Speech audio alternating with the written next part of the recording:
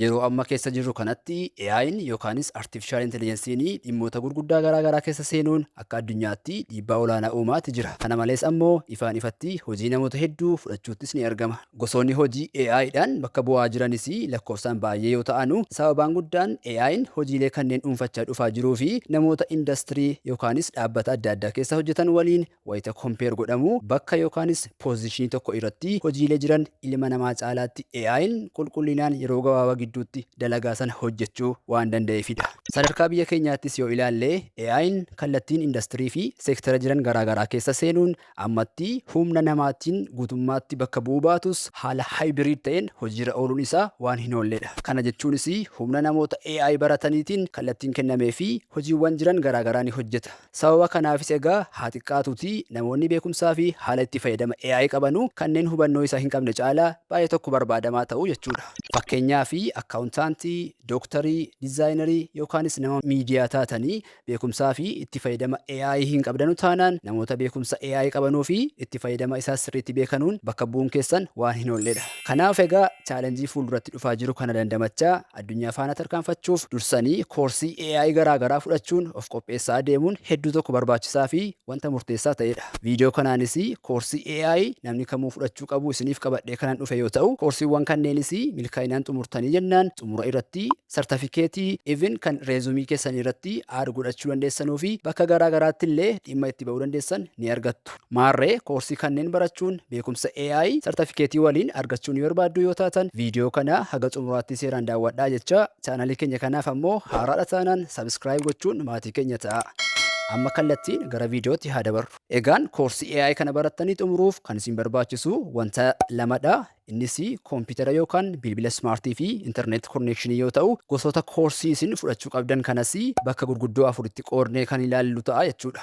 Gosa koorsii AI fudhachuu qabdan keessaa inni jalqabaa Introduction to AI yookaanis AI Fundamentals kan jedhudha. Kunis koorsii namni kamuu jalqaba irraa eegalee barachuun maalummaa AI fi beekumsa bu'uuraa AI waliin wal qabatan garaagaraa kanneen akka Machine Learning, Deep Learning, Neural Networks, Algorithms akkasumas akkaataa itti sisteemonni AI train itti godhamanii fi gahee daataan AI models train gochuu keessatti qabu waliin basic concept AI kan itti baratanidha. Kunis haala gaariin effectively AI itti akka fayyadamtaniif kan isin deeggaru yoo ta'u pilaatfoormiiwwan beekamoo koorsii kana onlaayinii Bilisaan sartifikeetii waliin kennan keessaas mee muraasa isaanii haa ilaallu. Jalqaba irratti pilaatfoormii Simple iLearn jedhamu arganna. Weebsaayitii kana irra galuunis koorsii Artificial Intelligence Beginners Guide jedhu fudhachuu ni dandeessu. Innis koorsii sa'aatii tokko yoo ta'u xumura irrattis sartifikeetii ni argattu jechuudha. Liinkii koorsii kanaa fi liinkiiwwan koorsii kanneen biroo hunda bakka tokkotti description box viidiyoo kana jalaa ni argattu. Pilaatfoormii inni lammataa koorsii AI Fundamentals irraa argattan Great Learning Academy yoo ta'u achirraas koorsii Introduction to Artificial Intelligence jedhu koorsii sa'aatii 2 olii barattanii xumuruun sartifikeetii waliin beekumsa bu'uuraa AI fi konseptii AI sirriitti argachuu ni dandeessu jechuudha. Pilaatfoormii inni sadaffaan Udacity yoo ta'u pilaatfoormiin kunis pilaatfoormii duraan mootummaan Itoophiyaa mootummaa UAE waliin ta'uun 5 million coders jedhanii karaa SEO codersiitiin koorsii AI fi koorsii biroo isa waliin wal qabatan sadii pilaatfoormii jarreerraa nuuf dhiyeessaa turanidha. So gara pilaatfoormii kanaa deemuun koorsii AI Fundamentals jedhu fudhachuu ni dandeessu. Xumura irrattis sartifikeetii ni argattu jechuudha. Bakki inni kan biraan koorsii bu'uuraa AI irraa argachuu dandeessan kan University of Helsinkiidhaan qophaa'e yoo ta'u achirraas koorsii Elements of AI jedhu fudhachuu dandeessu. Sartifikeetii illee xumura irratti isiniif ni kenna. Dabalataanis pilaatfoormiiwwan gurguddoo fi baay'ee tokko beekamoo ta'an kanneen akka Udemy, Coursera fi Google irraa koorsii kanaan wal qabatan kanneen audit free ta'an fudhachuu ni dandeessu. Audit free jechuunis koorsii isaanii bilisaan yookaan firiidhaan ni barattu. Haa ta'u malee garuu sartifikeetiidhaaf kaffaltii muraasa isin gaafatu jechuudha. Koorsiiwwan kanneen keessaa fakkeenyaaf Coursera irraa koorsii AI for everyone jedhu kan namoonni miiliyoona 2 ol irratti galmaa'an fudhachuu ni dandeessu. Akkasumas Google irraa koorsii Google AI Essentials jedhu kan namoonni miiliyoona 1 ol irratti galmaa'an fudhachuudhaan beekumsa bu'uuraa AI sirriitti gonfachuu dandeessu jechuudha.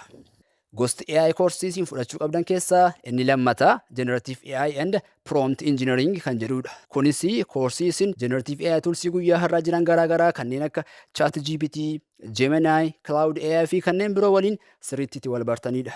Akkasumas jarreen kana waliin illee karaa sirrii ta'een proomtii bareedaa ta'e kennitanii fi akkaataa gaaffii keessaniif deebii quubsaa ta'e irraa argachuu dandeessan kan itti barattanidha. Pilaatfoormiiwwan beekamoo koorsii kanaan wal qabatan Bilisaan kennan keessaas Great Learning Academy isa tokkodha. Achirraas koorsii Generative AI for Beginners jedhu kan sa'a 3 turu fudhachuun beeziksii Large Language Modelii fi Image Generationii barachuudhaan beekumsa isaa fudhachuu ni dandeessu. Xumura irrattis sartifikeetii isiniif kenna. Pilaatfoormii inni lammataa koorsii kana dabalataan irraa argachuu dandeessan Alisan yoo ta'u, achirraas koorsii Prompt Engineering for AI Applications jedhu kan sa'a takkaaf walakkaa oliif turu kan konseptiin Prompt Engineering fi teknikiiwwan promptii garaagaraa kan haga advanced teknikiitti keessatti ibsaman fudhachuu dandeessu. Sartifikeetiin illee isiniif ni kenna jechuudha xumura irratti.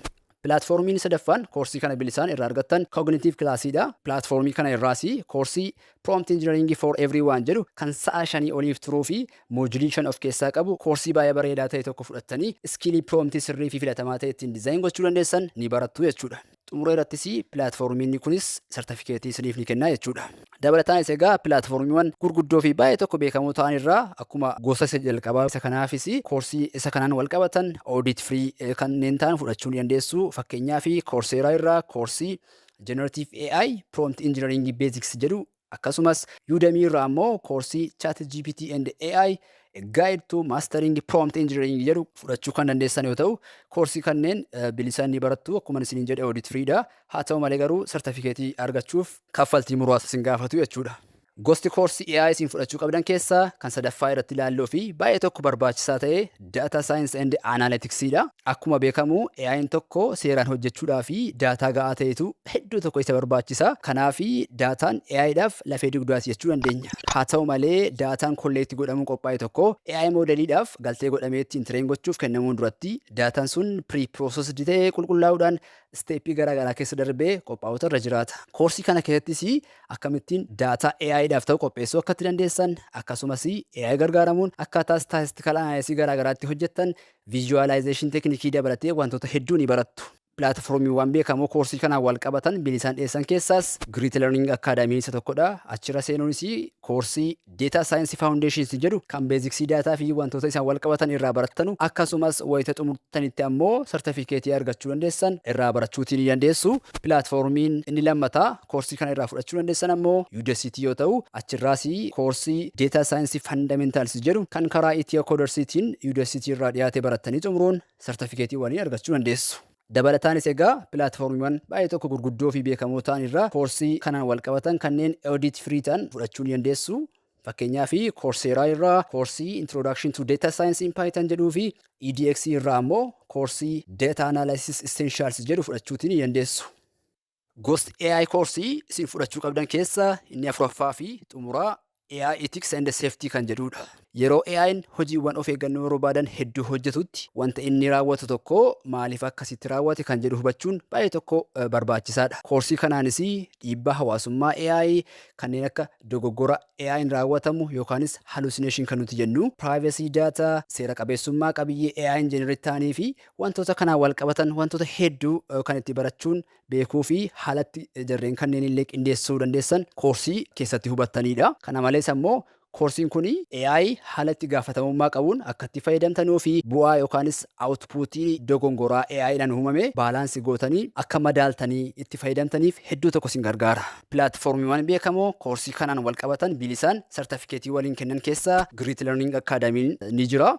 Achirras seenuudhaan koorsii AI Ethics for Beginners jedhu fudhattanii xumuruun sartifikeetii keessanis argachuu dandeessu. Pilaatfoormiin inni lammataa koorsii kana bilisaan sartifikeetii waliin irraa argachuu dandeessan Simple AI Learn yoo ta'u, achirraas koorsii Generative AI Ethical Consideration jedhu fudhachuun beekumsa gama kanaan jiru sirriitti argachuu ni dandeessu. Sadaffaa irratti ammoo pilaatfoormii Cognitive Classes jedhu irraa koorsii IBM'dhaan dhiyaate kan AI Tics jedhu bilisaan fudhachuu kan dandeessan yoo ta'u, xumura irrattis innis sartifikeetii bilisaa isiniif ni kennaa jechuudha.